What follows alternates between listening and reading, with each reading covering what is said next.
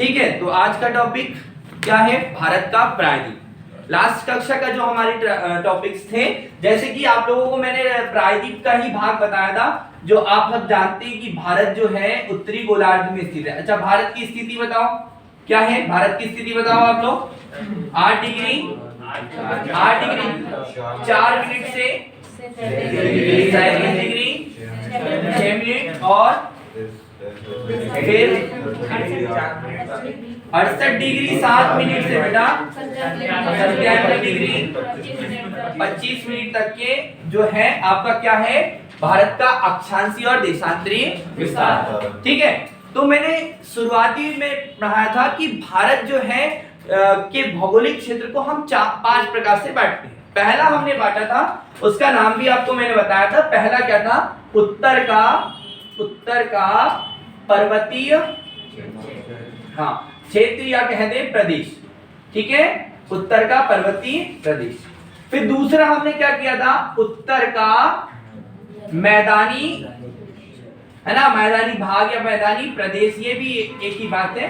तो उत्तर का मैदानी प्रदेश क्षेत्र या प्रदेश। ओके, फिर हमने इसके बाद में एक भाग बताया था प्रायद्वीपीय पठार, और इसके बाद में तटीय क्षेत्र बताया था। तटीय एवं कह दे तो द्वीपीय क्षेत्र। ठीक है, और साथ में एक नाम और बताया था जिसको हम कहते हैं मरुस्थली। ठीक है, मरुस्थली क्षेत्र, ये राजस्थान के इलाके में आता है, तो ये मरुस्थली क्षेत्र। तो उत्तर का पर्वतीय प्रदेश, उत्तर का मैदानी क्षेत्र, प्रायद्वीपीय पठार, तटीय या फिर हमारा द्वीपीय मरुस्थली क्षेत्र आपको पढ़ने को मैंने बताया था। तो इसमें हमने उत्तर के पर्वतीय क्षेत्र को देख चुके हैं। उत्तर का पर्वतीय क्षेत्र जो है उसमें हमने क्या देखा था कि उत्तर के पर्वतीय क्षेत्र को हमने 3-4 भागों में बांटा था। जैसे कि अगर हम जानते हैं कि उत्तर का पर्वतीय क्षेत्र, मैं आपको एक बार फिर से रिवाइज करवा देता हूं कि उत्तर का पर्वतीय क्षेत्र जो है उसमें हमने देखा था, एक था ट्रांस हिमालय, बृहद हिमालय, उसके बाद में हमने देखा था लघु हिमालय, और क्या देखा था बेटा?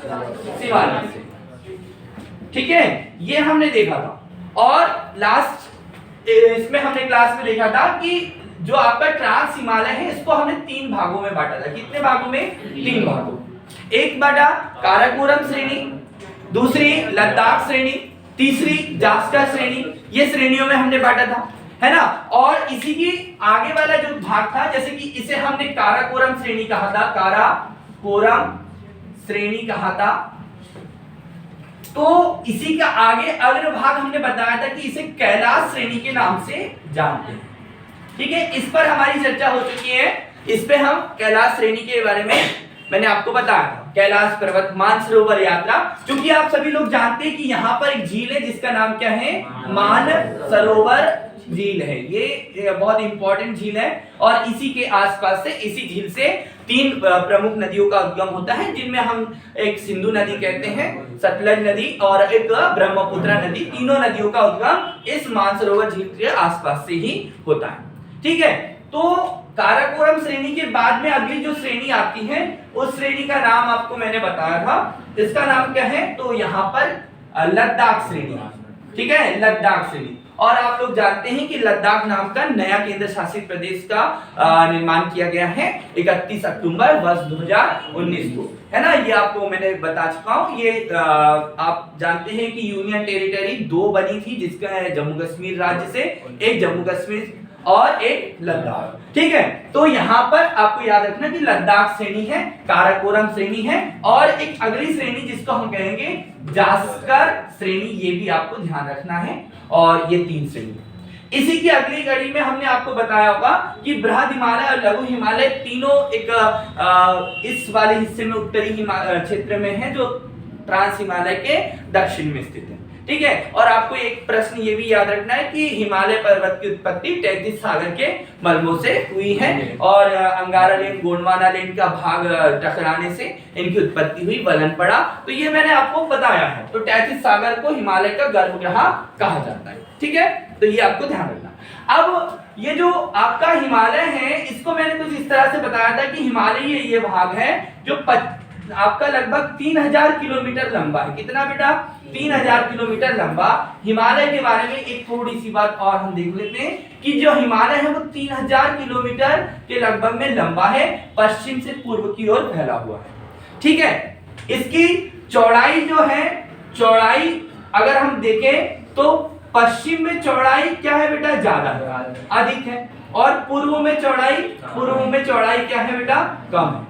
लेकिन अगर हम इसकी ऊंचाई की बात करें तो ये थी लंबाई, ठीक है, ये क्या है आपकी लंबाई, और चौड़ाई मैंने बता दी कि पश्चिम में अधिक, लगभग 500 किलोमीटर से अधिक, और पूर्व में क्या है? कम है ना, ये आपको ध्यान रखना। जबकि इसकी ऊंचाई की बात करें तो लगभग 6100 किलोमीटर, 6100 मीटर, किलोमीटर नहीं 6 किलोमीटर के लगभग, यानी कि हम कह सकते हैं कि 6100 मीटर है ना। यानी ये जो है ये विश्व की सबसे ऊंची पर्वतमाला है, विश्व की सबसे लंबी पर्वतमाला एंडीज पर्वतमाला, जो मैंने बताया आपको, ये दक्षिण अमेरिका में स्थित है। और विश्व की सबसे ऊंची पर्वतमाला जो है वो कौन सी है आपकी? हिमालय पर्वत। ठीक है, तो हिमालय के बारे में ये 2-3 फैक्ट हमको ये भी याद रखना है कि हिमालय पर्वत जो है पश्चिम में चौड़ा है और पूर्व में ये क्या है? सकरा है ना।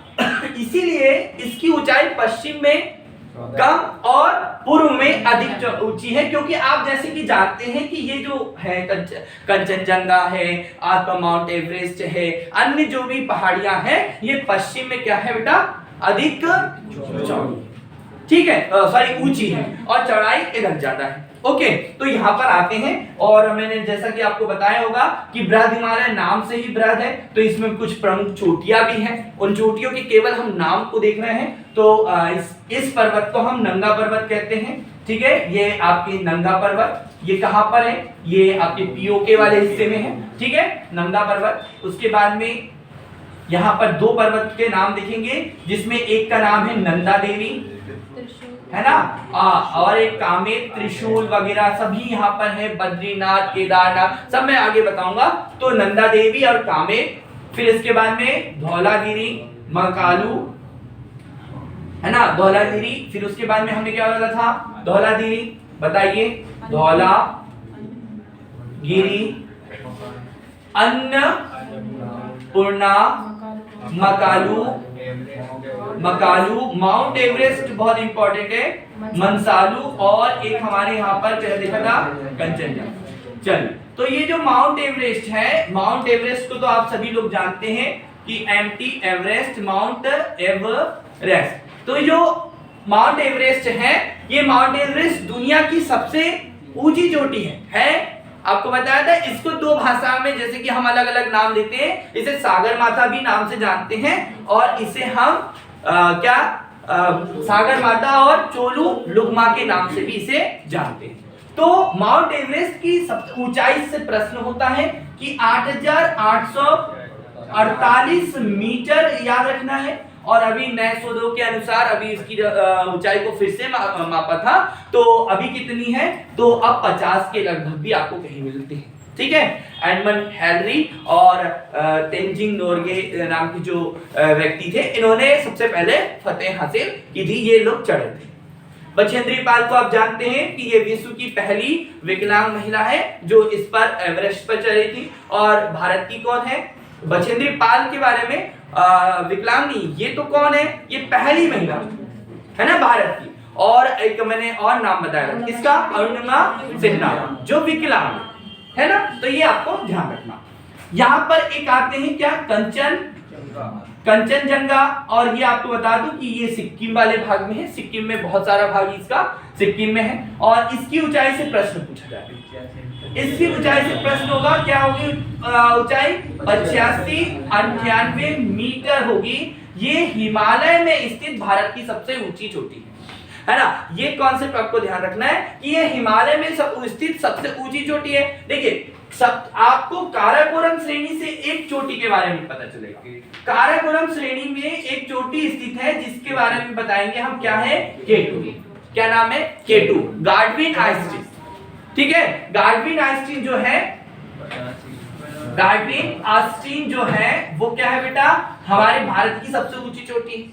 और ये चोटी, इसकी ऊंचाई के बारे में अपन ने चर्चा करें तो क्या है, तो 86-11 मीटर इसकी ऊंचाई। ये भारत की सबसे ऊंची चोटी है।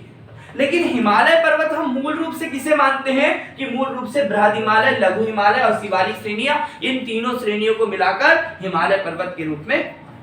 तो इसमें हिमालय में स्थित सिक्किम नाम का जो राज्य है, इसमें कंचनजंगा नाम की एक चोटी है जो भारत की हिमालय में स्थित सबसे ऊंची चोटी है। ठीक है, क्लियर है, समझ में आया? आगे देखते हैं। एक अंतिम छोर पर एक चोटी स्थित है। इस चोटी का नाम आपको नाम से ही है और आप जानते हैं, नामचा वार नाम है इसका, जो अभी वर्तमान में तिब्बती मतलब चीनी क्षेत्र में स्थित है, भारत से लगी हुई भारतीय सीमा से। चलिए आगे देखते हैं। इसके बाद में अगर हम लघु हिमालय की बात करें तो लघु हिमालय जो है हमारा बहुत इंपॉर्टेंट है लघु हिमालय, और लघु हिमालय से प्रश्न पूछा जाएगा जिनमें हमने कुछ श्रेणी के बारे में बताया, जैसे कि आपको पीर पंजाल श्रेणी, नागटिप्पा श्रेणी, महाभारत श्रेणी और धौलाधर श्रेणी। ये प्रमुख 4 श्रेणियों के बारे में हमने पढ़ा है।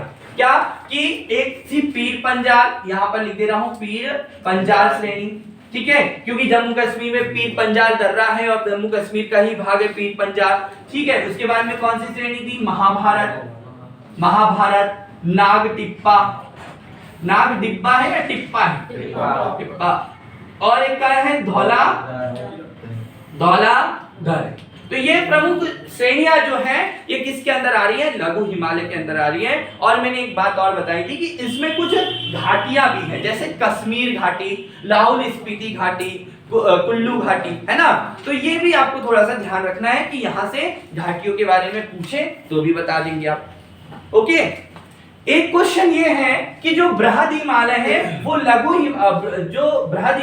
लघु हिमालय से कैसे अलग होता है, क्या इनके बीच में कोई सीमा है अलग होने की। हम कहें कि ये जो है ये एक भाग बृहद हिमालय है और उसके नीचे वाला भाग लघु हिमालय, तो कैसे, तो हम इसको कैसे अलग करेंगे, मेन सेंट्रल थ्रस्ट के माध्यम से हम लघु हिमालय को बृहद हिमालय से अलग करेंगे।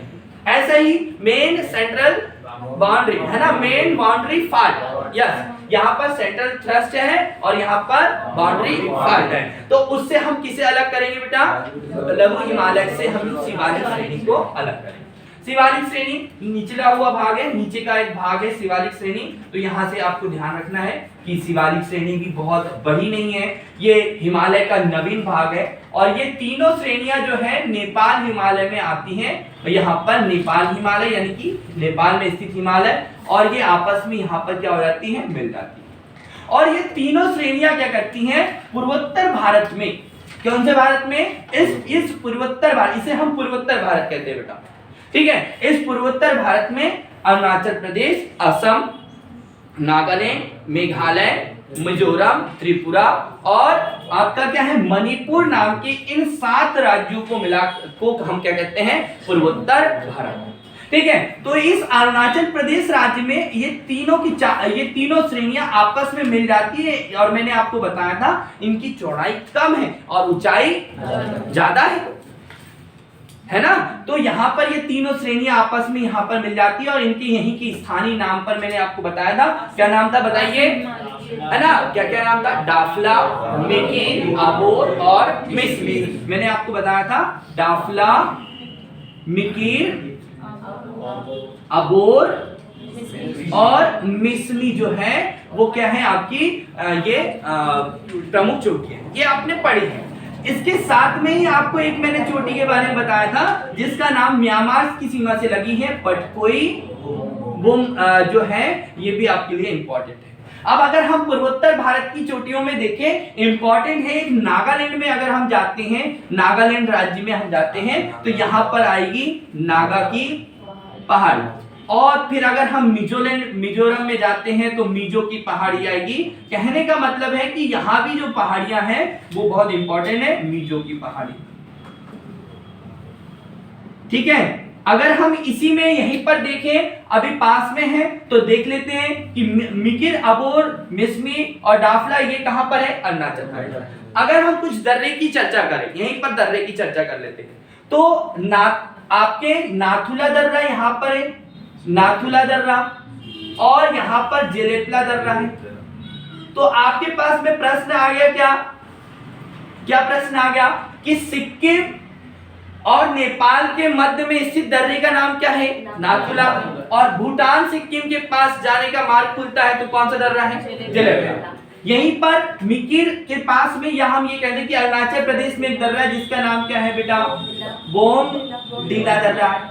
ठीक है, यहाँ से तवांग घाटी होते हुए मानसरोवर यात्रा वगैरह के लिए यानी कि चीन जाने के लिए रास्ता खुलता है। अगला कि जो आपने पढ़ा होगा, आपको मैंने पहले भी बताया कि यहाँ पर एक दर्रा है जिसका नाम यांगयाप है, बताया था यांगयाप। और ये यांगयाप दर्रा बहुत महत्वपूर्ण है। क्यों महत्वपूर्ण है? क्योंकि आप जानते हैं कि मैंने आपको पहले भी बताया है कि मानसरोवर झील से सांगपो के नाम से एक नदी निकलती है जिसका नाम क्या है बेटा? ब्रह्मपुत्र भी कहते हैं। और इसकी लंबाई लगभग 2900 किलोमीटर है ना। तो मैंने ये आपकी इस पे चर्चा की थी। तो यहाँ पर सांगपो और ये यहाँ से आती है। ठीक है, ये कहाँ से आ रही है? तो इसी जगह से आ रही है, आप ऐसा मान ले। ठीक है, तो ये इस यांगयाप दर्रे से वो क्या करती है बेटा? प्रवेश करती हैं। ये इसलिए आपके लिए ये महत्वपूर्ण है। ठीक है, तो ये आपको प्रश्न बनेगा, यहाँ से आपको थोड़ा सा ध्यान रखना है। तो ये ब्रह्मपुत्र है। तो इस तरह से आपके सारे के सारे पूर्वोत्तर भारत की चोटियां भी यहाँ पर आपको याद करवा दी थी। और एक यहाँ पर इंपॉर्टेंट है, यहाँ पर मेघालय नाम का राज्य, क्योंकि ये मेघालय राज्य जो है या मेघालय की पर्वत चोटियां जो है और यहाँ पे मिलने वाले हम स्थल की बात करें तो ये जो मेघालय है ये वास्तव में हिमालय का भाग नहीं है, ये प्रायद्वीपीय भारत का भाग है। जो अभी हमारा जो मेन टॉपिक है प्रायद्वीपीय भारत, उस पर पहुंचना है तो उसमें आपको इसको समझिएगा। तो यहाँ पर गारो, खासी और जयंतिया नाम की, ठीक है, जयंतिया नाम की ये तीन खास यहाँ पर पहाड़ी स्थित है। और आपको याद रखना कि जो खासी नाम की पहाड़ी है, मैं अभी मेघालय में आपको और बताऊंगा, मेघालय का पठार या शिलांग का पठार, इस पर विश्व की सर्वाधिक क्या होती है आपने पता ही है, वर्षा होती है। ठीक है, तो आपको ये ध्यान रखना है। ओके, इतना बनेगा आप लोगों से।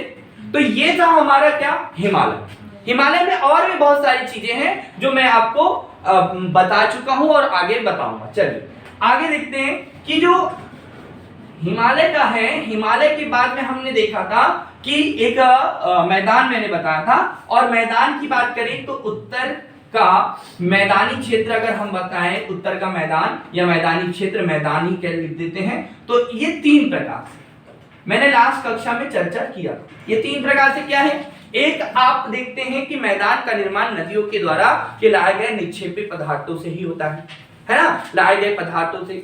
ठीक है, अपरदन के फलस्वरूप वो अपने साथ कुछ पदार्थ लेके आती है और फैलाते हुए जमा करते हुए चली जाती है, एक मैदान का निर्माण हो जाता है। सरल शब्दों में मैं बता रहा हूं तो नदियों के, तो हमारे उत्तर के पर्वतीय क्षेत्र से प्रमुख तीन नदियां आपको निकली हैं। आप जानते हैं कि मानसरोवर झील है और इस मानसरोवर झील के पास से ही आपकी सिंधु नदी का उद्गम होता है। ठीक है, सिंधु घाटी सभ्यता जैसे कि आप लोग सब जानते हैं। तो यहां से सिंधु नदी का उद्गम होता है जो लद्दाख और जास्कर श्रेणी में बहते हुए, कहां पर बेटा? लद्दाख जास्कर श्रेणी में बहते हुए भारत और पाकिस्तान की में बहते हुए ये कहां चली जाती हैं? अरब सागर में गिर जाती हैं। और आपको पता ही है कि अरब सागर में गिरती है, कराची के निकट ये अरब सागर में गिर जाती हैं। ये आपको ध्यान रखना। ये सिंधु नदी, सिंधु नदी की बहुत सारी सहायक नदियां हैं। जैसे आप लोगों को पता ही है कि सिंधु की सहायक नदियों में एक झेलम इसकी सहायक नदी, ठीक है, झेलम इसकी सहायक नदी है झेलम।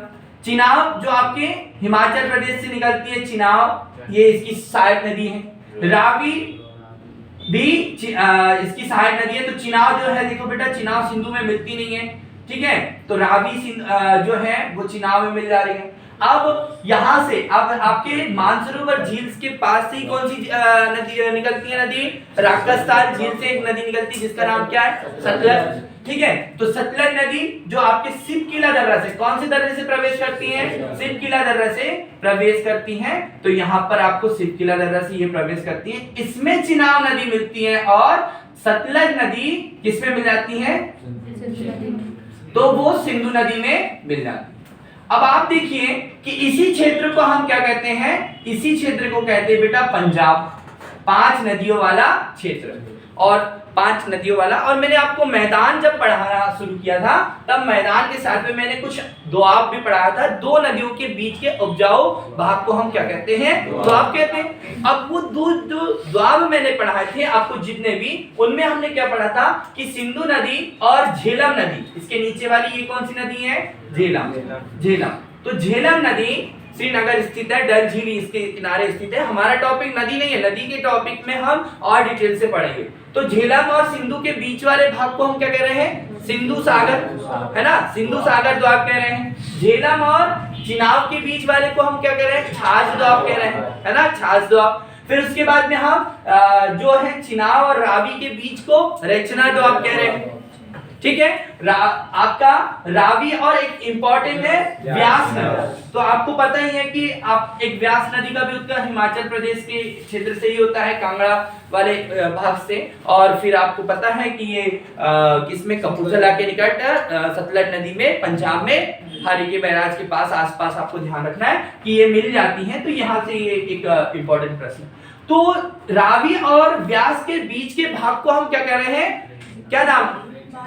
वारी द्वाब, क्योंकि व्यास है और रस है, रावी है, इसलिए इनको दोनों को बनाए तो कौन सा द्वाब हो जाता है? वारी द्वाब। और एक अंत में लास्ट में एक द्वाब आता है सतलज और व्यास के बीच का, उसको हम क्या कहते हैं? ठीक है, यहां से प्रश्न आपका बनेगा, ठीक है। तो ये एक मैदान का निर्माण हो रहा है, तो इसलिए हम कह सकते हैं कि इसको सिंधु का मैदान कह दें। और सिंधु का मैदान का कुछ भाग मध्य भारत में है, और वो भी कौन से भारत में है? उत्तर पश्चिमी भारत, यानी कि पंजाब और हरियाणा का कुछ हिस्सा। और कह दे कि आपका राजस्थान का उत्तर पश्चिमी हिस्सा जो होगा वो आपके इसमें आएगा, ठीक है। तो यहां पर क्या प्रश्न है कि एक सिंधु का मैदान, फिर दूसरा गंगा नदी। अब गंगा नदी का मैदान अगर हम देखें, गंगा नदी, तो गंगा नदी आपको पता है कि उत्तराखंड के उत्तरकाशी जिले से गंगोत्री ग्लेशियर से गंगा नदी का उद्गम होता है। अब गंगा नदी बहुत इंपॉर्टेंट है। गंगा नदी का उद्गम यहाँ से हुआ और गंगा नदी इस क्षेत्र में बहती है और यहाँ से बहुत सारी उसकी सहायक नदियों के द्वारा मिट्टी पर्वतीय क्षेत्र से आती है और एक बहुत बड़े विशाल मैदान का निर्माण करती है। तीसरा हम देखें तो तीसरा हमारा क्या है? ब्रह्मपुत्र का मैदान और ब्रह्मपुत्र नदी का मैदान कह दे का मैदान। तो ये भी हमारे लिए इंपॉर्टेंट है। क्यों? क्योंकि ब्रह्मपुत्र नदी भी हमारे उत्तर पूर्वी भारत में क्या करती है? बहती है, और वो अपने साथ में मैदान का निर्माण करती है। जैसे कि असम घाटी क्षेत्र में वो बहती है, तो यहाँ पर मैदान का निर्माण करती है। तो इस आधार पर देखिए तो भारत के उत्तर में स्थित 3 प्रकार के मैदान आपको देखने को मिल रहे हैं, और एक है सिंधु, एक है गंगा और एक आपका ब्रह्मपुत्र। तो हमारे लिए इंपॉर्टेंट मैदान कौन सा है? उत्तर का गंगा का मैदान, जो भारतीय सीमा में आता है। क्योंकि मैंने आपको बताया था कि भारत का क्षेत्रफल, या आपको याद भी है कितना है बेटा भारत का क्षेत्रफल? 32 लाख, हाँ, तो 32,87,263 वर्ग किलोमीटर है, जो पूरे विश्व का 2.4 है।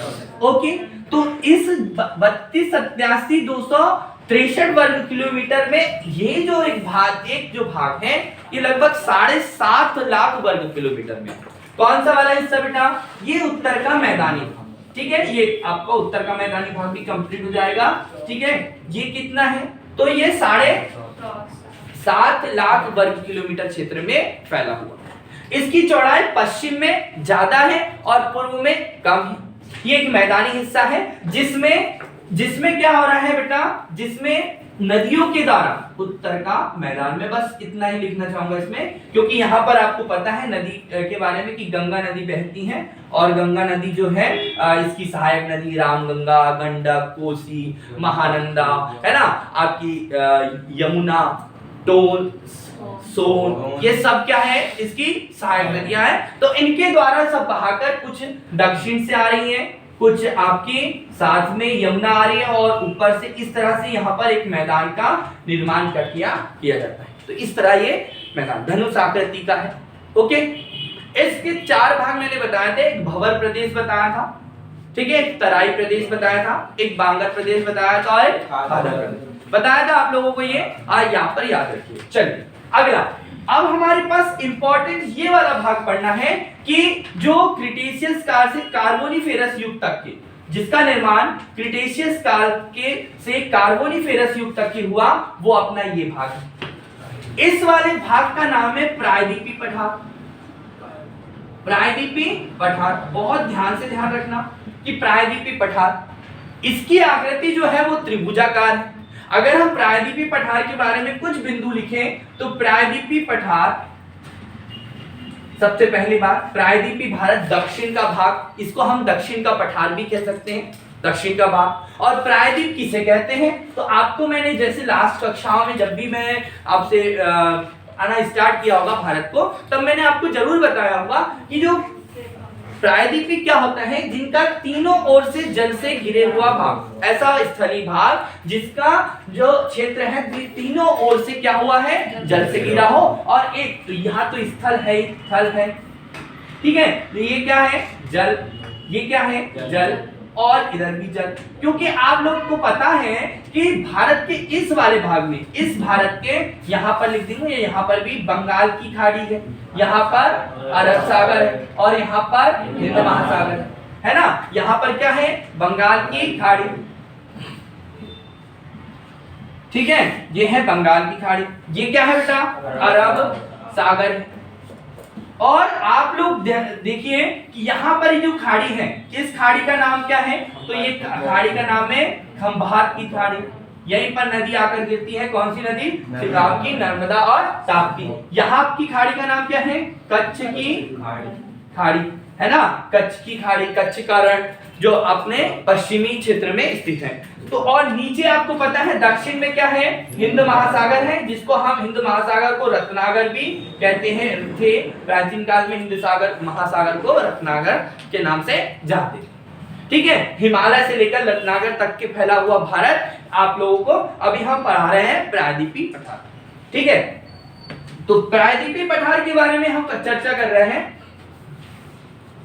प्रायद्वीपीय पठार कैसा है, त्रिभुजाकार। अब आप लोग देखें कि त्रिभुजाकार है तो कैसा है भाई, त्रिभुजाकार है ना। तो प्रायद्वीपीय पठार आपका कैसा है, त्रिभुजाकार, एक इस तरह से आपकी बन रहा है। और ये प्रायद्वीपीय पठार, सबसे इंपॉर्टेंट बात तो ये है कि ये गोंडवाना लैंड का भाग है। इंपॉर्टेंट बात तो ये है बेटा कि किसका भाग है, गोंडवाना लैंड का। आपको मैंने लास्ट कक्षा में बताया था, इस तरह से क्या बताया था कि जो पृथ्वी है इसमें एक था अंगारा लैंड और एक गोंडवाना लैंड। ठीक है, ऊपर वाला भाग क्या है, अंगारा लैंड, नीचे वाला भाग गोंडवाना लैंड। ठीक है बेटा, ये आपको ध्यान रखना। और इसके बीच में मैंने आपको क्या बताया था, तैतीस सागर। ठीक है, तो बीच में क्या था, तैतीस सागर। अब गोंडवाना लैंड जो भाग है 4 महाद्वीपों में टूटता है, जबकि अंगारा लैंड जो है वो 3 महाद्वीपों में टूटता है। ये भी हमने पढ़ा था। और आपको मैंने बहुत सारे सिद्धांत भी बताए थे, प्लेट विवर्तनिकी सिद्धांत बताए थे, है ना, वेगनर का सिद्धांत, आपको महाद्वीपीय विस्थापन सिद्धांत बताया, कोवर का भूसंनति सिद्धांत आपको मैंने यहाँ पर बताया। तो यहाँ पर गोंडवाना लैंड का ही भाग, जो आपके दक्षिण अमेरिका, अफ्रीका और आपका ऑस्ट्रेलिया, अंटार्कटिका, यहाँ पर अफ्रीका महाद्वीप से का एक हिस्सा, छोटा सा एक भाग क्या हुआ, अंगारा लैंड के भाग से टकराया था। मैंने आपको ये थ्योरी बताई थी। ठीक है, तो यहाँ का यही भाग है, ये प्राचीन चट्टानों से बना हुआ। अगर आपसे पूछे कि ये जो भाग है उत्तर का पर्वतीय क्षेत्र, इस वाले भाग से भी प्राचीन है, क्योंकि इसका निर्माण प्राचीन चट्टानों से हुआ। ठीक है, प्राचीन ज्वालामुखी जो है लावा से निर्मित चट्टानें यहाँ पर मिलेगी। बहुत ही खनिज, यहाँ पर खनिज संपदा से संपूर्ण परिपूर्ण है आपका प्रायद्वीपीय पठार। ठीक है, जो पूरे दक्षिण में स्थित है। और इसका क्षेत्रफल हम अगर देखते हैं, किसका क्षेत्रफल यदि हम देखते हैं प्रायद्वीपीय पठार का, तो लगभग 16 लाख वर्ग किलोमीटर। कितना बेटा, 16 लाख। मतलब ये आपको याद रखना कि अच्छा, एक चीज याद रखना कि सिंधु नदी वाला जो क्षेत्र है, ये एरिया, ये सिंधु घाटी सभ्यता से संबंधित रखता है ना। सिंधु नदी के आसपास एक 2350 ईसा पूर्व से 1750 ईसा पूर्व के मध्य में एक सभ्यता का जन्म हुई और वो सभ्यता का नाम है सिंधु घाटी सभ्यता या हड़प्पा सभ्यता। ये हमारे भारतीय क्षेत्र, भारत के उत्तर पश्चिमी क्षेत्र में थी। ठीक है, ये इन्हीं नदियों के आसपास वो सभ्यता थी। ठीक है, तो ये भी आपको ध्यान रखना है। तो यहाँ पर हम क्या कर रहे हैं, तो प्रायद्वीपीय पठार जो 16 लाख वर्ग किलोमीटर क्षेत्र में फैला हुआ। ठीक है, ये भारत का क्या है, दक्षिणी हिस्सा है, खनिज संपदा से संपन्न है। बिल्कुल बहुत सारे खनिज यहाँ पर, सोना, हीरा, फिर उसके बाद में आप लोहा, हर प्रकार के खनिज आपको यहाँ पर मिलेंगे। अब हम देखते हैं कि इस प्रायद्वीपीय पठार के दक्षिण में हिंद महासागर, पूर्व में बंगाल की खाड़ी, पश्चिम में अरब सागर स्थित है एवं उत्तर में उत्तर का मैदानी भाग अर्थात आपके नदियों के द्वारा निर्मित मैदानी भाग स्थित है। ये पूर्णतः पठारी भाग है। अब इसे हम अगर देखें, जब मैंने आपको पढ़ाया था कुछ परसेंटेज बताए थे कि पठार का कितना प्रतिशत है। ठीक है, तो यहां पर अब हम देखते हैं कि इसके अंदर कौन कौन सी स्थलाकृतियां आती हैं। ठीक है, इसके अंतर्गत क्या क्या भाग हैं। तो हम प्रायद्वीपीय पठार के कुछ भाग को देखते हैं, जैसे कि अरावली। ठीक है, मैं आपको एक एक करके इसमें आपको बताते चलूंगा कि अरावली कहां पर है, विंध्य पर्वत श्रेणी कहां पर है। आगे अरावली, उसके बाद हमारा एक भाग आता है अरावली के बाद में मालवा का पठार। मालवा का पठार इंपॉर्टेंट है बेटा। उसके बाद में हमारा एक भाग आता है मालवा के पठार के बाद में विंध्य पर्वत श्रेणी। विंध्य पर्वत श्रेणी आप जैसे कि जानते हैं विंध्याचल पर्वत भी कहते हैं। सतपुड़ा पर्वत श्रेणी आप सभी लोग पढ़ा होगा, ये मध्य प्रदेश की है, मध्य प्रदेश में स्थित है। मालवा, विंध्य पर्वत, सतपुड़ा ये मध्य प्रदेश का भाग है। और इसी के साथ में अगर हम छोटे छोटे देखें तो आपका क्या है, बुंदेलखंड, बघेलखंड को भी इसी में ले लेते हैं, लेना पड़ेगा बुंदेलखंड, क्योंकि ये प्रायद्वीपीय भाग है। बुंदेलखंड, बघेलखंड, ठीक है, मैं एक एक करके आपको सब बताऊंगा। फिर इंपॉर्टेंट हमारे पास में आ जाती है नर्मदा घाटी। नर्मदा घाटी आती है, ठीक है, नर्मदा घाटी, क्योंकि नर्मदा घाटी भ्रंश घाटी है ना। और नर्मदा नदी जो है वो विंध्याचल पर्वत श्रेणी और सतपुड़ा पर्वत श्रेणी के मध्य में बहती है। तो यहाँ पर ये एक प्रश्न आएगा, नर्मदा घाटी। उसके बाद में हम आगे बढ़े तो नर्मदा घाटी के बाद में देखते हैं दक्कन का पठार। दक्कन का पठार, क्योंकि यहाँ पर हम ताप्ती नदी के बारे में भी चर्चा कर सकते हैं। ताप्ती नदी घाटी भी कहते हैं। ताप्ती नदी जो है वो सतपुड़ा पर्वत और दक्कन के पठार के मध्य में भ्रंश घाटी में बहती है। ये भी हमारे लिए इंपॉर्टेंट है। ठीक है, तो यहाँ पर दक्कन का पठार। उसके बाद में हम पश्चिमी घाट की बात करें, दक्कन के पठार का एक छोटा सा भाग दंडकारण्य का पठार। दंडकारण्य का पठार। अब आपको पता है कि दंडकारण्य के बारे में आपको पता ही है कि रामायण में इसका वर्णन है, दंडक वन के नाम से इसे जाना जाता है। ठीक है, इसके बाद में पश्चिमी घाट। पश्चिमी घाट जैव विविधता से संबंधित है, तो पश्चिमी घाट पश्चिम में स्थित है। पूर्वी घाट, पूर्वी घाट, फिर उसके बाद में पश्चिमी घाट, पूर्वी घाट, दंडकारण्य, दक्कन का पठार। हाँ चलिए, इसके बाद में नीलगिरी पर्वत। नीलगिरी पर्वत, अभी आपको मैं बताऊंगा कि नीलगिरी पर्वत क्यों इंपॉर्टेंट है। और इनमें सबसे इंपॉर्टेंट छोटा नागपुर का पठार। छोटा नागपुर का पठार, ठीक है। और फिर क्या है आगे, आगे क्या आएगा, एक मेघालय का पठार का पठार। ठीक है, तो हमारे लिए कुछ ये श्रेणियां, कुछ ये पॉइंट हमें इसमें पढ़ना है। आइए देखते हैं कि अरावली पर्वत श्रृंखला बहुत इंपॉर्टेंट है। अरावली पर्वत श्रृंखला दुनिया की सबसे प्राचीन पर्वत श्रृंखला में से एक है, यानी कि वो एक ही है। सबसे प्राचीन पर्वत श्रृंखला जो है वो अरावली पर्वत श्रृंखला है। अब इसके बारे में हम चर्चा करते हैं। तो अरावली पर्वत श्रृंखला कहां से प्रारंभ हो रही है, तो ये गुजरात से प्रारंभ होती है ना।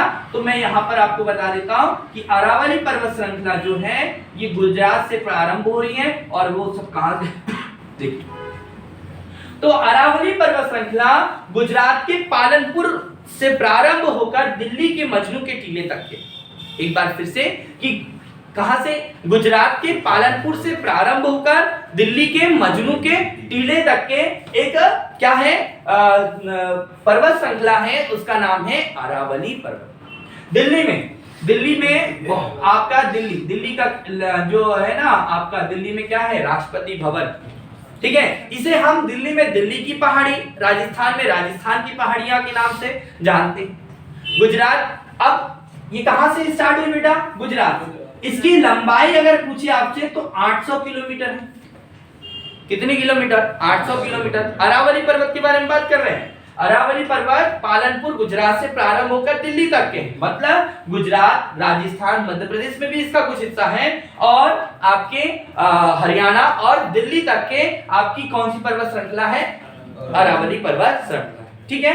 अब अरावली पर्वत श्रृंखला की सबसे ऊंची चोटी से एक प्रश्न होगा, ठीक है। अरावली पर्वत श्रृंखला की सबसे ऊंची चोटी है गुरु शिखर। क्या है बेटा, गुरु शिखर। और इसकी ऊंचाई आपसे पूछेंगे तो 1722 मीटर इसकी ऊंचाई है, इंपॉर्टेंट है, ठीक। राजस्थान की सबसे ऊंची चोटी या अरावली पर्वत श्रृंखला की सबसे ऊंची चोटी क्या है बेटा, गुरु शिखर है, और ये है माउंट टापू पे।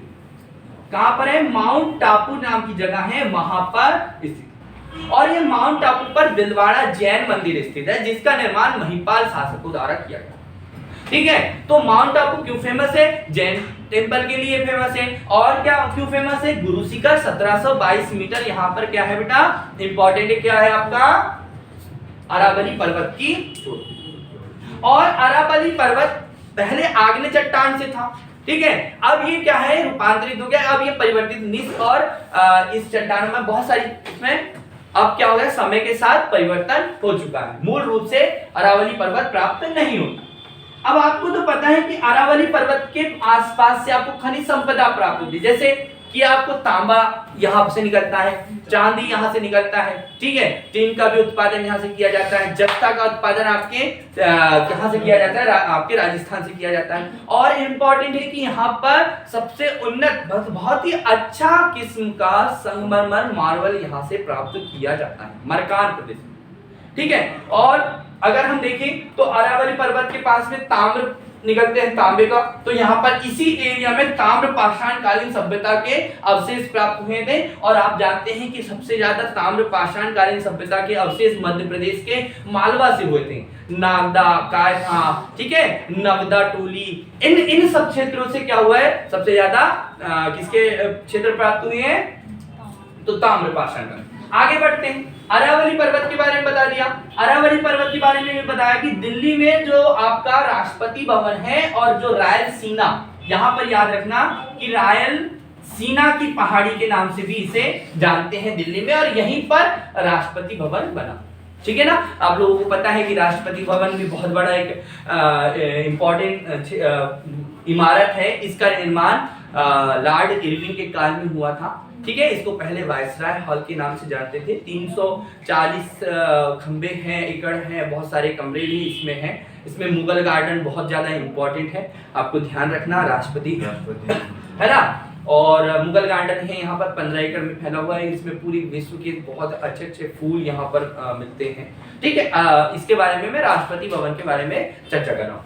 अब इंपॉर्टेंट है, अब अगर यदि राष्ट्रपति की बात आई है, राष्ट्रपति भवन की बात आई है, तो राष्ट्रपति भवन का निर्माण आप लोग मुझे बताइएगा कि राष्ट्रपति भवन का निर्माण जो है गोलाकार है, तो ये मध्य प्रदेश के किस जिले में स्थित मंदिर के आकृति के समान है। तो मुरैना में एक मंदिर है, उस मंदिर वैष्णो धर्म से संबंधित, उस मंदिर के आकृति के समान आपके राष्ट्रपति भवन के बारे में बनाया गया था। संसद भवन भी, जिसको संसद भवन भी इसी तरह के गोलाकार है। तो आगे हम देखते हैं, चलिए। तो अरावली पर्वत के बारे में मैंने आपको बताया। अरावली पर्वत के दक्षिण वाले भाग में, मतलब उसी के दक्षिण वाले भाग में एक पठार है, जिसको हम कहते हैं मालवा का पठार। बहुत इंपॉर्टेंट है बेटा, मालवा का पठार। ये मध्य प्रदेश का भाग है ना, मालवा का पठार मध्य प्रदेश का भाग है। और ये गेहूं की डलिया कहला रहा है, बहुत ही उपजाऊ क्षेत्र है, क्योंकि यहाँ से सर्वाधिक नदियों का उद्गम होता है। अच्छा, तो यहाँ से सर्वाधिक नदियों का उद्गम होता है मालवा के पठार से। मालवा के पठार से चंबल, सिंध, काली सिंध, छिपरा, है ना, माही, है ना, बेतवा, ये सारी की सारी नदियों का उद्गम इस मालवा के पठार। इस मालवा का पठार का निर्माण ज्वालामुखी लावा से निर्मित हुआ है। मतलब कि दरारी ज्वालामुखी लावा के आग्नेय, मेन इंपॉर्टेंट है कि इसमें कौन सी चट्टान मिलेगी, तो आग्नेय का भी एक रूप होता है, वो भी है कौन सा, बेसाल्ट। ठीक है, बेसाल्ट क्यों, तो आप इसको देखेंगे कि बेसाल्ट के अपरदन और अपक्षेपण के कारण टूट फूट से और क्या एक प्रकार की मिट्टी का निर्माण होता है। ठीक है, और वो मिट्टी कौन सी है, काली मिट्टी। तो मालवा के पठार में और दक्कन के पठार में काली मिट्टी आपको देखने को मिलती है, काली मिट्टी मिलती है। काली मिट्टी के भी 3 प्रकार है, एक है साधारण काली मिट्टी, एक छिछली काली मिट्टी और गहरी काली मिट्टी, आप लोग जानते हैं। तो काली मिट्टी को रेगुर मिट्टी भी कहते हैं। इसका निर्माण किससे हुआ है, आग्नेय चट्टान की बेसाल्ट चट्टान से हुआ है। आग्नेय चट्टान भी 2 प्रकार की, एक बेसाल्ट और एक ग्रेनाइट। ठीक है, तो यहाँ पर मालवा का पठार है और मालवा का पठार का निर्माण ज्वालामुखी ट्रेप, दक्कन ट्रेप की ज्वालामुखी चट्टानों से या ज्वालामुखी से हुआ है। अब यहाँ पर देखो कि इस मालवा के पठार की सबसे ऊंची चोटी से प्रश्न पूछा जाएगा कि मालवा के पठार की सबसे ऊंची चोटी है सिगार की चोटी। बेटा किसकी चोटी, सिगार की चोटी, और इसकी ऊंचाई जो है 881 मीटर है। मालवा के पठार की सबसे ऊंची चोटी प्रश्न आएगा तो आपको क्या बताना है, मालवा के पठार की सबसे ऊंची चोटी जो है वो सिगार की चोटी है जो 881 मीटर है। फिर उसके बाद में जाना पाव की चोटी, उसके बाद में जाना पाव की चोटी है, और उसके बाद में आपको धजारी की चोटी। तो यहाँ पर ये चीजें आपको ध्यान रखना है। ठीक, तो पूछा जाएगा मालवा के पठार। ओके, नेक्स्ट कि मालवा के पठार के बीचों बीच से एक श्रेणी गुजरती है। मालवा के पठार के बीचों बीच से एक श्रेणी गुजरती है, वो आपको ध्यान रखना है। उस पर्वत श्रेणी का नाम क्या है, उस पर्वत श्रेणी का नाम है विंध्याचल पर्वत श्रेणी। ठीक है, कौन सी श्रेणी है, उस विंध्याचल पर्वत श्रेणी। तो आपको ये याद रखना है कि मालवा के पठार के मध्य से एक श्रेणी गुजरती है, इस श्रेणी का नाम है विंध्याचल पर्वत श्रेणी। ठीक है बेटा, विंध्याचल पर्वत श्रेणी जो है ये भारत को, उत्तर भारत को दक्षिण भारत से अलग करती है। ध्यान देंगे ये बात को कि ये उत्तर भारत को दक्षिण भारत से अलग करती है। ठीक है, ये बच्चों को बोलो तो आवाज कम करें। ठीक है, तो क्या है कि मालवा का पठार के बीचों बीच से एक श्रेणी गुजरती है, उस श्रेणी का नाम क्या है, उस पर्वतमाला का नाम है विंध्याचल पर्वत श्रेणी। और विंध्याचल पर्वत श्रेणी जो है ये विंध्य, भांडेर और कैमूर के नाम से जानी जाती है। ठीक है, कैमूर तो यहाँ पर आ जाता है और इधर जाती तो पारसनाथ के नाम से जानते हैं। इसे विंध्य पर्वत श्रेणी को झारखंड वाले क्षेत्र में पारसनाथ के नाम से जानते हैं। और पारसनाथ की चोटी जो है ये झारखंड की सबसे ऊंची चोटी है। पारसनाथ की चोटी कैसी है बेटा, झारखंड की सबसे ऊंची चोटी है। प्रश्न आएगा, पूछा जाएगा, बताना है आपको कि विंध्याचल पर्वत श्रेणी जो गुजरात, मध्य प्रदेश, छत्तीसगढ़, उत्तर प्रदेश, बिहार, झारखंड वाले क्षेत्र में फैली है, अर्थात ये उत्तर भारत को दक्षिण भारत से अलग करती है। ये कह सकते हैं कि गंगा नदी के जल को दक्षिण भारत में आने से, प्रवेश करने से रोकती है, ये भी अपन कह सकते हैं। तो जल मतलब भारत को 2 भागों में बांटती है। अब विंध्य और भांडेर और कैमूर से। ठीक बेटा, इंपॉर्टेंट है। अगर हम अभी इसको हम विंध्य, भांडेर, कैमूर को हम मध्य प्रदेश में, मध्य प्रदेश के भूगोल में पढ़ा है हमने और आगे पढ़ेंगे, तो ध्यान रखें। अगला हमारा एक भाग आता है कि कैमूर में ही एक भाग दक्षिण में आता है, तो अमरकंटक की चोटी विंध्य पर्वत श्रेणी में आ रही। इसके दक्षिण में स्थित एक और पर्वत श्रेणी है, उस पर्वत श्रेणी का नाम है सतपुड़ा पर्वत श्रेणी। सतपुड़ा पर्वत श्रेणी जो है एक ब्लॉक पर्वत श्रेणी के नाम से जानी जाती है, मतलब एक ब्लॉक पर्वत है ना, ये ब्लॉक पर्वत है, ये इसको आपको याद रखना। और विंध्य पर्वत श्रेणी और सतपुड़ा पर्वत श्रेणी के मध्य में एक भ्रंश घाटी का निर्माण हुआ है। और अमरकंटक नाम के जो पर्वत क्षेत्र हैं, जो विंध्य का ही भाग है अमरकंटक, इस अमरकंटक से एक नदी का उद्गम हुआ, उस नदी का नाम है नर्मदा। नर्मदा नदी का उद्गम अमरकंटक से हुआ है, नर्मदा नदी। ठीक है, नमोदास के नाम से भी जानते हैं, रीवा के नाम से, मैकल सुता के नाम से इन्हें जाना जाता है। नर्मदा नदी पूर्व से पश्चिम दिशा में बहती है। कल नर्मदा जयंती है ना। हाँ, तो नर्मदा नदी के बारे में आपको ध्यान रखना है। जो इसकी लंबाई कितनी है? 1312 किलोमीटर है, जो पूरी है, जो खंबात की खाड़ी में जाती है। ठीक है, होशंगाबाद का नाम अब नर्मदापुरम किया गया और नर्मदापुरम संभाग भी है। अब आज कल से क्या होने वाला है? इसका नाम नर्मदापुरम है ना। ये भी प्रश्न पूछा जाएगा। हुसैन शाह ने इसका नामकरण, मतलब हुसैन शाह के नाम के कारण इसका नामकरण क्या हुआ था? होशंगाबाद हुआ था। और फिर से हमें नर्मदा नदी के किनारे होने के कारण इसका नाम नर्मदापुरम। चलिए, अगर आपसे पूछे कि नर्मदापुरम संभाग कब बना, तो आपको याद रखना है कि नर्मदापुरम संभाग 2008 में नाम, होशंगाबाद का नाम 2008 में हुआ। अब कल कौन आ रहे हैं? शिवराज सिंह चौहान आ रहे हैं ना। ओके, चलिए, तो कौन है शिवराज सिंह चौहान? हमारे मामा है ना, हमारे सीएम है। चलिए, ओके, तो सतपुड़ा पर्वत आएगा इंपॉर्टेंट। तो नर्मदा नदी और कहाँ है? सतपुड़ा और विंध्याचल पर्वत श्रेणी के मध्य में स्थित। ठीक है, भ्रंश घाटी में बहती है। प्रश्न पूछा जाता है, भ्रंश घाटी में बहती है। ठीक है, सतपुड़ा पर्वत की सबसे ऊंची चोटी महादेव श्रेणी है। देखिए, सतपुड़ा 7 पहाड़ियों से मिलकर बना है। ठीक है, क्लियर रखना। ठीक, जिसमें राजपीपला, इसको 3 भाग, प्रमुख इसके 3 भाग, राजपीपला पश्चिम वाला भाग है, राजपीपला। ठीक है, दिख रहा है आप लोगों को? ठीक है, राजपीपला, फिर बीच में महादेव और लास्ट में मैकाल श्रेणी। यही मैकाल पर्वत है जो अमरकंटक की ऊंची चोटी है, और यही मैकाल पर्वत से मैकल सुता के नाम से नर्मदा नदी निकलती है। ठीक है, तो महादेव पर्वत श्रेणी जो है, इस महादेव पर्वत श्रेणी की सबसे ऊंची चोटी, जिसको हम कहते हैं, जहां पर लगती है हमें धूप और गढ़ माने होती है चोटी, तो धूपगढ़ की चोटी, इसकी ऊंचाई कितनी? 1350 मीटर है। कितनी है बेटा? 1350 मीटर, जो एमपी की सबसे ऊंची चोटी है। प्रश्न आएगा, आपको ध्यान रखना कि एमपी की सबसे ऊंची चोटी कौन सी? धूपगढ़ की। कहां पर? महादेव श्रेणी। किस पर्वतमाला में? सतपुड़ा पर्वतमाला में। और ये सब स्थित कहां है? पचमढ़ी। कहां पर? पचमढ़ी। ओके, इंपॉर्टेंट है, आगे बढ़ते हैं। देखिए कि ये सतपुड़ा पर्वत के दक्षिण में से ही महादेव श्रेणी से, पहले तो देखो, सतपुड़ा के दक्षिण से महादेव से एक नदी निकलती है जिसका नाम है ताप्ती। ठीक है, ताप्ती नदी भी नर्मदा जी के समांतर ही बहती है, पूर्व से पश्चिम की ओर खंबात की खाड़ी में गिरती हैं। 724 किलोमीटर इसकी लंबाई है, मध्य प्रदेश की दक्षिणी सीमा का निर्माण करती है ना। मध्य प्रदेश और महाराष्ट्र के बीच की सीमा बनाती है। मैंने इस पर चर्चा की है और आपको और बता देता हूं कि ये आपको ध्यान रखिएगा। अब इसके दक्षिण में जो है एक पठार स्थित है, जिसको हम कहते हैं बेटा दक्कन का पठार। बहुत इंपॉर्टेंट है दक्कन का पठार, बनेगा बेटा आप लोगों से।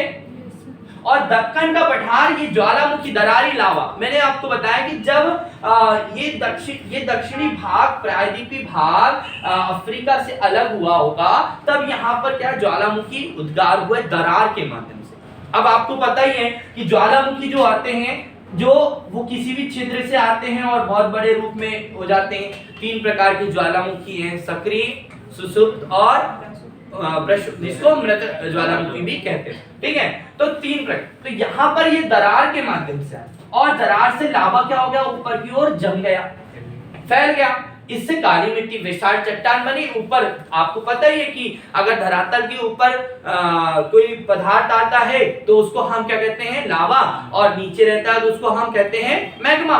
तो इसके जमने से यहाँ पर बेसार चट्टान बनी और बेसार चट्टान से काली मिट्टी बनी और ये बहुत ही उपजाऊ मैदान। ठीक है, अब इस दक्कन के पठार की सबसे ऊंची चोटी जो है वो कलसूबाई की चोटी, कलसूबाई की चोटी। इंपॉर्टेंट, इनकी ऊंचाइयों को हम बता देंगे। आप लिखिए पहले, दक्कन के पठार की सबसे ऊंची चोटी जो है वो क्या है? कलसूबाई की चोटी। ठीक, दक्कन के पठार के बारे में मैंने बता दिया। इस दक्कन के पठार में सभी प्रकार के खनिज मिल रहे हैं। यहाँ पर इंपॉर्टेंट ये है कि यहाँ बहुत उपजाऊ है, तो यहाँ पर काजू का बहुत सारी फसलें का उत्पादन, अंगूर आपको पता है कि सर्वाधिक कहाँ होते हैं, महाराष्ट्र में होते हैं, और अंगूर जो है नासिक में ज्यादा होते हैं, आपको याद रखना है। और मध्य प्रदेश में अंगूर कहाँ होते हैं, अंगूर अनुसंधान केंद्र कहाँ है, रतलाम। तो ये प्रश्न पूछे जाते हैं ना। तो अंगूर संतरा महाराष्ट्र में मिलते हैं, है ना। तो ये आपको ध्यान रखना। दक्कन का पठार, दक्कन के पठार का ही एक भाग है दंडकारण्य का पठार। ठीक है, किसका पठार बेटा, दंडकारण्य का पठार। और बहुत इंपॉर्टेंट ये है कि ये दंडकारण्य का पठार महाराष्ट्र, छत्तीसगढ़, आंध्र प्रदेश, उड़ीसा के सेंट्रल वाले भाग में स्थित है। और दंडकारण्य का पठार का अधिक भाग छत्तीसगढ़ में दंडक वन के नाम से जैसे जाना जाता है। जैसे मैंने आपको बताया कि रामायण काल में रामचरितमानस में बताया गया है कि यहाँ पर दंडक नाम के राजा शासन करते थे। ठीक है, ओके। तो दंडकारण्य का पठार ये इसलिए फेमस है क्योंकि टीन का उत्पादन जो है ना, टीन जो होता है ना, टीन, ठीक है, तो टिन का उत्पादन जो है वो सर्वाधिक किसी क्षेत्र से सॉरी तो होता है, तो वो क्या है, दंडकारण्य का पठार। ठीक है, ये छत्तीसगढ़ वाले क्षेत्र, आपको मैंने पता होगा कि छत्तीसगढ़ में है तो टीन का उत्पादन सर्वाधिक है, जबकि टीन का भंडार उत्तर में स्थित है, जबकि टीन यहां से उत्पादन किया जाता है। ठीक है। तो इसके बाद में दक्कन के पठार के दक्षिण में एक भाग है, उसका नाम है आपको कर्नाटक का पठार, और इसी यहीं पर एक भाग और आ जाएगा तेलंगाना का पठार। मैं आपको बता देता हूं कि ये कर्नाटक का केटी का पठार, और एक आता है यहीं पर आपका तेलंगाना का पठार। तेलंगाना के पठार का दो भाग है, उत्तर में तेलंगाना का पठार और दक्षिण में रायलसीमा का पठार। ठीक है, जिसको हम आंध्र प्रदेश वाला भाग कहते हैं, है ना। तेलंगाना आंध्र प्रदेश से अलग हुआ है 2 जून 2014 को, और जो अगला जो भाग बचा है आंध्र प्रदेश, वो कौन सा हिस्सा है, तो सीमांध्र, जिसको हम कहते हैं रायलसीमा वाला भाग। ठीक है, ओके। तो यहाँ पर तेलंगाना का पठार भी है, यहाँ भी इंपॉर्टेंट है। इस तेलंगाना और कर्नाटक के पठार वाले क्षेत्र में नदी बहती हैं, जिनमें आपको कृष्णा नदी के बारे में, गोदावरी नदी आपने पढ़ी होगी, है ना। तो गोदावरी नदी का उद्गम जो है महाराष्ट्र से होता है नासिक त्र्यंबक की पहाड़ी से गोदावरी नदी का उद्गम होता है, जो आपके महाराष्ट्र है, तेलंगाना है और आंध्र प्रदेश में बहते हुए बंगाल की खाड़ी में गिरती है, और भारत की दूसरी सबसे बड़ी नदी है। तो ये इंपॉर्टेंट है कर्नाटक का पठार। अब देखिए कर्नाटक के पठार में बाबा बुदान की पहाड़ी है ना, और यहाँ पर जहां पर कुद्रेमुख की खान है, बाबा बुदान की पहाड़ी जहां से कॉफी का उत्पादन होता है, कुद्रेमुख की खान है यहीं पर है बेटा, चिकमंगलूर यहीं पर है, बाबा बुदान की जो पहाड़ी बता दिया है मैंने साथ में, और एक कोलार हट्टी नाम की खान है, यहाँ से सोना का उत्पादन करते कोलार हट्टी से। ठीक है, तो ये आपको ध्यान रखना है कर्नाटक। यहाँ पर धारवाड़ क्रम की चट्टानें आपको मिलेगी। ये जो अरावली पर्वत है ये आर्कियन क्रम की चट्टानों से बना हुआ है। आपका जो यहाँ पर मालवा के पठार में बुंदेलखंड का पठार और बघेलखंड का पठार आता है, ये आपका क्या है, तो ये ठीक है। तो आपको यहाँ पर ये ध्यान रखना है कि बुंदेलखंड का पठार भी यहाँ पर है, बुंदेलखंड का पठार, और यहाँ पर बघेलखंड का पठार भी है, तो बहुत इंपॉर्टेंट है। ओके, तो यहाँ से अगला हम भाग जा रहे हैं नीचे, ये विंध्य पर्वत श्रेणी में आता है, और कर्नाटक का पठार जो है, कर्नाटक वाला जो क्षेत्र है, यहाँ पर धारवाड़ क्रम की चट्टानें आपको देखने को मिलती है। ठीक है, आगे हम पढ़ते हैं। तो देखिए अब भाग आता है कि ये एक हिस्सा है, और यहाँ पर हमने पढ़ा था यहाँ पर पश्चिमी, ये इतने भाग मैंने आपको बता दिए, पश्चिमी और पूर्वी घाट। अब हम देखते हैं कि एक ताप्ती नदी के दक्षिण से, क्या ताप्ती नदी के दक्षिण से एक उत्तर से दक्षिण की ओर, एक उत्तर से दक्षिण की ओर एक पर्वत श्रृंखला आती है।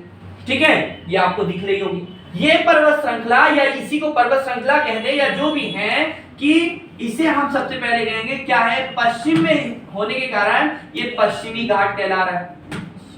ठीक है, इसकी लंबाई 1600 किलोमीटर है। ध्यान देना मेरी बात को, यहां से प्रश्न आएगा कि पश्चिमी घाट कहां पर है, तो पश्चिमी घाट ताप्ती नदी के मुहाने से लेकर कन्याकुमारी तक के हैं। अब आपको यानी कि दक्षिण तक के हैं, ठीक। यहाँ पर बीच में आपको नीलगिरी पर्वत आ जाएगा, अलग अलग चोटियां आ जाएगी, ये अलग बात है, लेकिन यहाँ दक्षिण तक।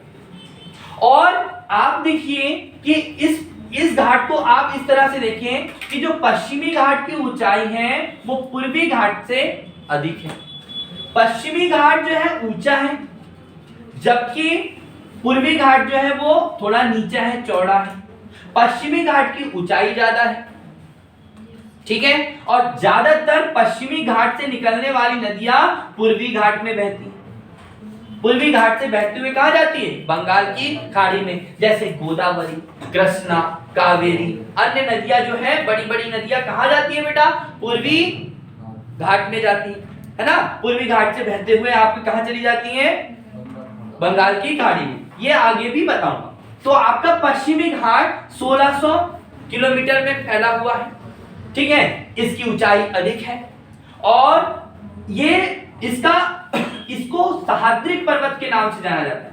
कौन से पर्वत के नाम से? सह्याद्री पर्वतमाला। और इसे उत्तर में उत्तरी सह्याद्री और दक्षिण में दक्षिण सह्याद्री के नाम से भी जाना जाता है। पश्चिमी घाट की बात कर रहे हैं। उत्तर में स्थित उत्तरी सह्याद्री की चोटी आएगी तो कलसुबाई की चोटी आ जाएगी बेटा, कलसुबाई की चोटी। जबकि दक्षिण सह्याद्री में जाएंगे तो एक अलग आएगी, कुद्रे मुख की चोटी आएगी जो कर्नाटक में स्थित है। तो उत्तरी सह्याद्री और दक्षिण सह्याद्री के नाम से भी इसे जाना जाता है। अब क्या है आपका ये वाला जो हिस्सा है, ये वाला हिस्सा, ये आपका पूर्वी घाट के नाम से जाना जाता है। जो पूर्वी घाट है ये पश्चिमी घाट के समान संलग्न नहीं है, कटा जटा है।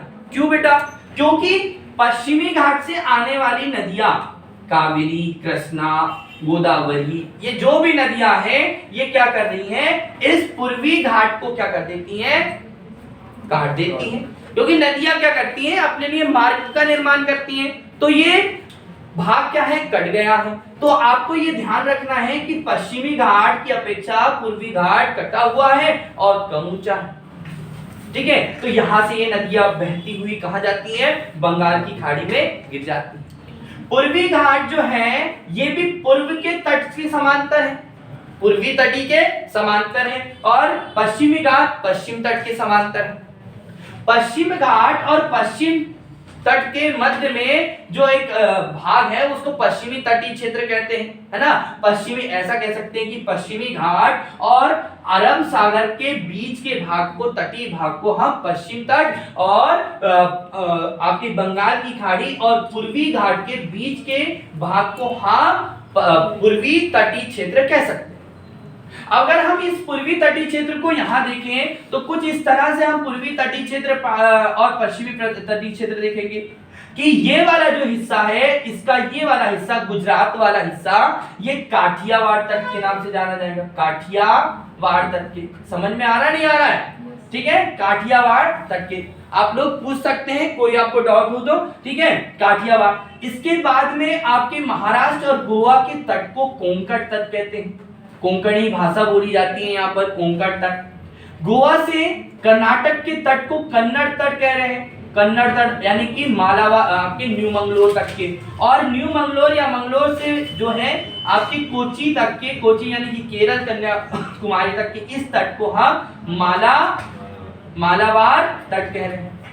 हम दक्षिण में जाते हैं तो आपके दक्षिण के ये इस वाले भाग में, पूर्वी वाले हिस्से में यहाँ पर एक आता है कोरोमंडल तट, यानी कि तमिलनाडु और आंध्र प्रदेश के दक्षिणी भाग को हम क्या कहेंगे?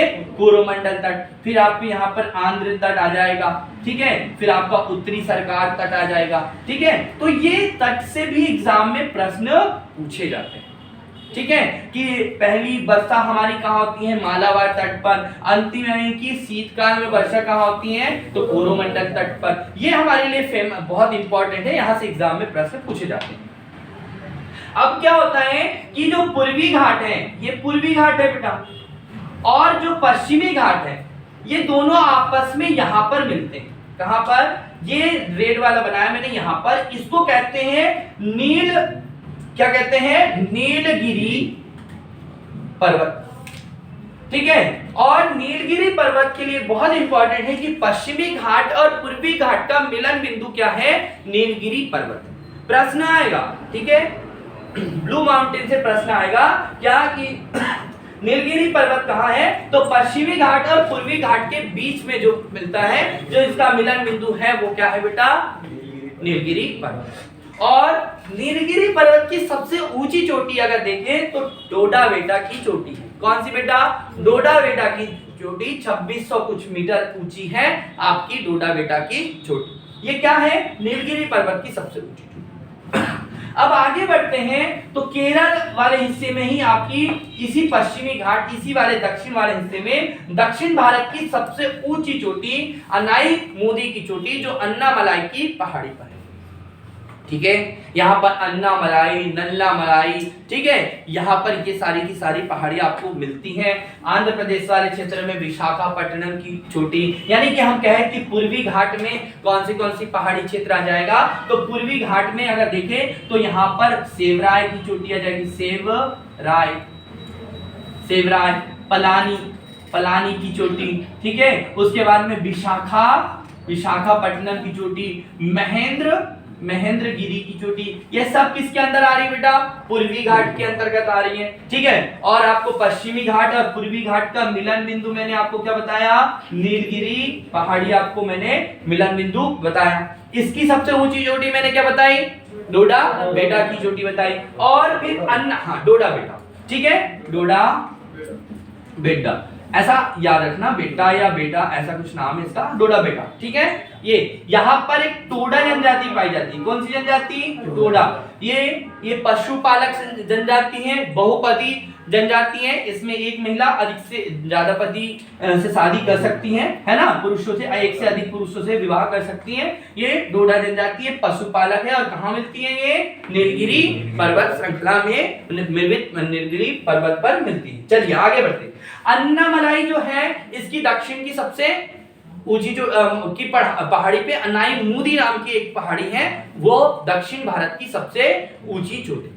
अगर आपसे पूछे कि इस पूरे भारत के दक्षिण में स्थित चोटी का नाम बताओ, तो उसका नाम है कार्डोमम, ठीक है बेटा। कार्डोमम माने इलायची की पहाड़ी। याद रखना, अगर वहां दिख नहीं रहा होगा तो दक्षिण में, बिल्कुल दक्षिण में क्या है, कार्डोमम यानी कि इलायची की पहाड़ी। ये एमपीपीएससी में पूछ लिया था अभी 2018-19 के पेपर में कि जो दक्षिण भारत की सबसे दक्षिण में स्थित पहाड़ी का नाम क्या है, तो कार्डोमम की पहाड़ी, ठीक है बेटा। तो यहां से एग्जाम में प्रश्न आएगा। और लास्ट आपको पता ही है बिंदु जो 3 सागरों से घिरा हुआ है, केप कैमोरी, कन्याकुमारी। तो ये रहा आपका क्या, भारत का प्रायद्वीपीय भाग। अब आप आगे बढ़ते हैं और सबसे इंपॉर्टेंट भाग आते हैं यहाँ पर। इसका नाम है छोटा नागपुर का पठार। क्या है बेटा, छोटा नागपुर का पठार। छोटा नागपुर का पठार जो है बहुत इंपॉर्टेंट, ये खनिज संपदा से संपन्न पठार है। सबसे पहले भारत का रूर कहते हैं। रूर इसलिए कहते हैं बेटा क्योंकि सर्वाधिक खनिज का उत्खनन जो है, सर्वाधिक कहां पाए जाते हैं, इस छोटा नागपुर के पठार में, जो झारखंड, बिहार, उड़ीसा और पश्चिम बंगाल के कुछ क्षेत्र को मिलाकर में स्थित है। छोटा नागपुर के पठार को जो है 2 भागों में बांटते हैं। इसमें एक धजारी का, उत्तरी भाग में धजारी का छोटा नागपुर लिख देता हूं मैं यहाँ पर, ये लिखिए छोटा नागपुर। और मैं आपको यहाँ पर बताऊं कि इस ऊपर वाले को हजारी का पठार और नीचे वाले को रांची का पठार के नाम से जाना। रांची क्या है, झारखंड की राजधानी रांची। इसको स्वर्ण रेखा नदी 2 भाग में बांट रही। स्वर्ण रेखा नदी का उद्गम झारखंड के पठारी क्षेत्र से ही होता है, जो पश्चिम बंगाल की खाड़ी में जाकर गिरती है। किसकी बेटा, पश्चिम बंगाल। अब आपके मन में प्रश्न होगा कि सर बंगाल की खाड़ी है, पश्चिम बंगाल की खाड़ी थोड़ी। नहीं बेटा, बंगाल की खाड़ी में पश्चिम बंगाल के दक्षिण में स्थित खाड़ी को पश्चिम बंगाल की खाड़ी कहते हैं, और स्वर्ण रेखा नदी उसी में जाकर गिरती है। तो छोटा नागपुर के पठार में हजारी का पठार और आपकी रांची का संप्राय मैदान का उदाहरण यहाँ पर आपका संप्राय जो रांची का पठार, ये भी आपको ध्यान रखना। इंपॉर्टेंट क्या कि आपने नाम सुना होगा कि भैया यहाँ से यूरेनियम भी मिल रहा है जादूगोड़ा से, यहाँ से आपका लोहा भी मिल रहा है, कोयला भी आपको धनबाद, आपको झारखंड बिहार वाले क्षेत्र से यहाँ पर बहुत कुछ उत्खनन किया जाता है।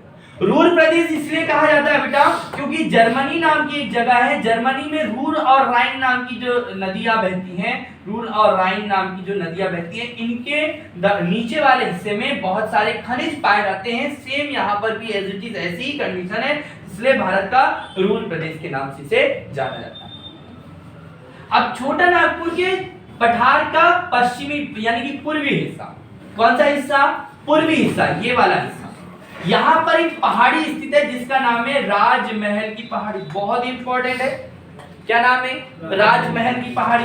और ये राजमहल की पहाड़ी इस मेघालय के पठार से, मैंने आपको बताया था लास्ट कक्षा में, अभी पहले ही बताया था कि क्या कि मेघालय का पठार जो है बेटा, मेघालय का पठार या इसी को कहते हैं शिलांग का पठार।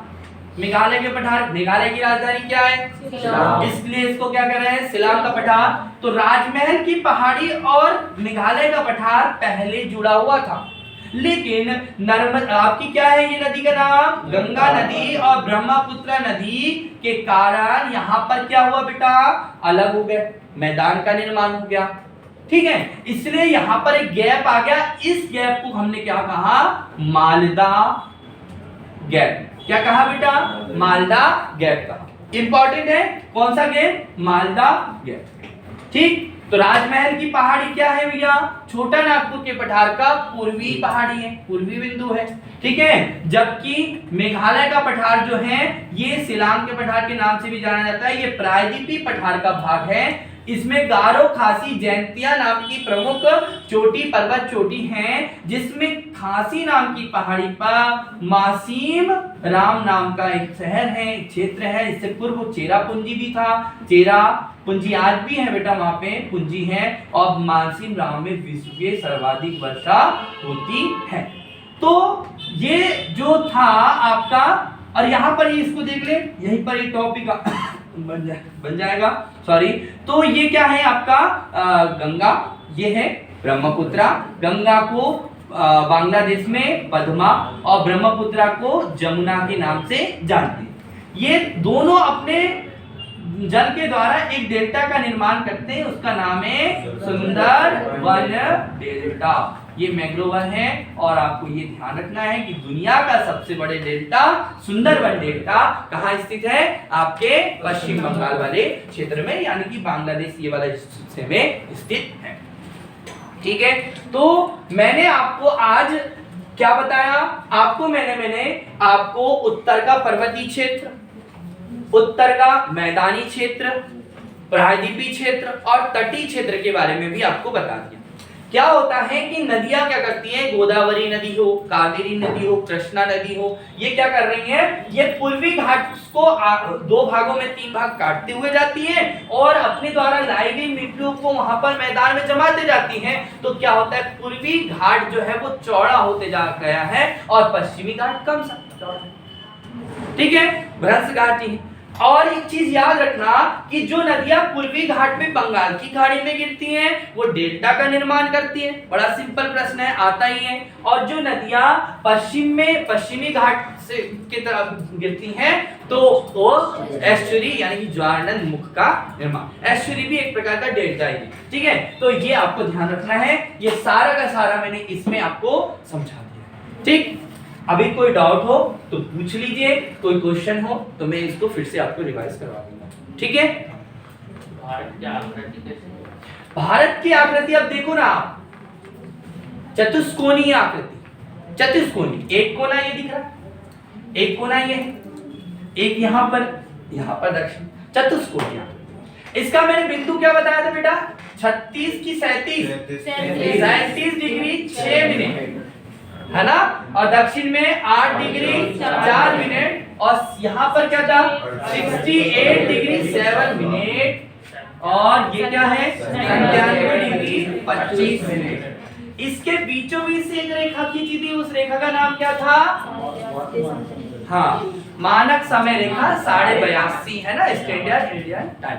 तो अब और कोई प्रश्न है तो पूछ लो, ठीक। हाँ, जब ये प्रवेश करती हैं, अब देखिए नदियों वाले टॉपिक में, ये टॉपिक मैं बताऊंगा आपको, फिर भी सुन लो कि इसको सांगपो के नाम से जानते है ना, उसी को हम दिहांग कहते हैं। जो भारत में आप अरुणाचल प्रदेश में प्रवेश करते हैं तो दिहांग, इसमें दिवांग और लोहित नाम की नदी आकर मिलती है, और जब ये असम में आती है तब ब्रह्मपुत्रा के नाम से इसे जाना जाता है, ब्रह्मपुत्र नदी। ठीक है, ये 2900 किलोमीटर के लगभग की इसकी भी लंबाई है और लगभग